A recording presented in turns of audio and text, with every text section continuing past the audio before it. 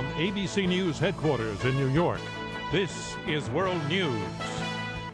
And Games for Change, the popular new video games designed to save the world.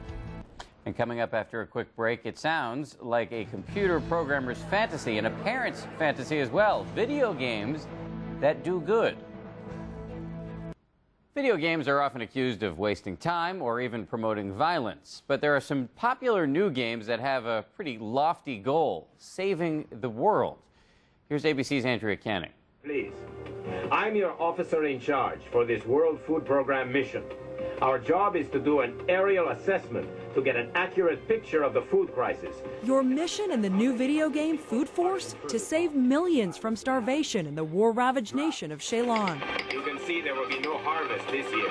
Ceylon may be fictitious, but its problems aren't. The video game has been downloaded 4 million times, and it's one of dozens of socially responsible games bringing issues like the environment and the Darfur crisis to your fingertips. Getting involved is part of the game. Survival of the camp is also assisted by you spreading the word about the game and about Darfur. Think of the concept as the opposite of the ultra-popular and ultra-violent Grand Theft Auto. We think games have the potential to have a positive and powerful impact on society. Games are really good for exploring complex social issues. And there's no issue more complex than the Israeli-Palestinian conflict. So former Israeli intelligence officer Ossi Borat created Peacemaker. Gamers can attempt to achieve Mideast peace by playing as the Israeli prime minister or the Palestinian president. You can actually dive into a situation and make decisions. I mean, this is very, very powerful.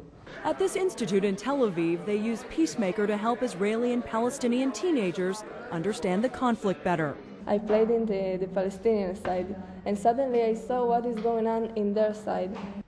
The makers of these games say in the near future, the technology will allow them to take a breaking news event and turn it into a video game within 24 hours or less.